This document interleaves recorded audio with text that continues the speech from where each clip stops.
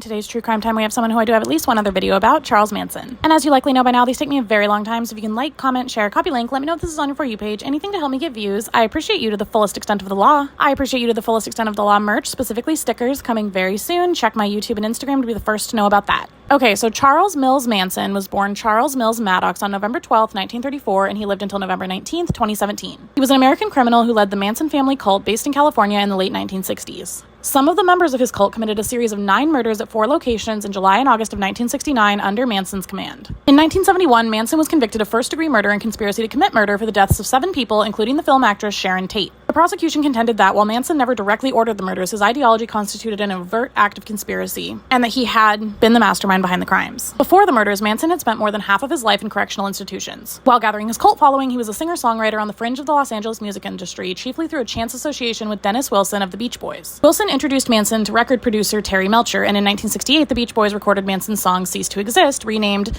Never Learn Not to Love, as a single B-side, but without a credit to Manson. After that, Manson attempted to secure a record contract through Melcher, but was unsuccessful. Manson would often talk about the Beatles, including their 1968 self-titled album. According to the Los Angeles County District Attorney, Manson felt guided by his interpretation of the Beatles' lyrics and adopted the term helter-skelter to describe an impending apocalyptic race war. During his trial, it was argued that Manson had intended to start a race war, although Manson and others disputed this. Contemporary interviews and trial witness testimony insisted that the Tate LaBianca murders were copycat crimes intended to exonerate Manson's friend Bobby Beausoleil. Manson also denied having instructed anyone to murder anyone else. Manson's notoriety as an emblem of insanity, violence, and macabre influenced pop culture, and recordings of songs written and produced by him were released commercially. And since his incarceration, other musicians have covered some of his songs. Although originally sentenced to death in 1971, his sentence was commuted to life without the possibility of parole after the California Supreme Court invalidated the state's death penalty statute in 1972. He served his life sentence at the California State Prison, Corcoran, and died at the age of 83 in late 2017 of a gastrointestinal disease. Interviews with Manson were deemed unshackled, unapologetic, and unruly, and he was considered so unbelievable that many of them were never even aired. Manson was born in Cincinnati, Ohio, when his mother was only 16 years old. It's unknown whether or not Manson knew his biological father. The name Manson comes from one of the men that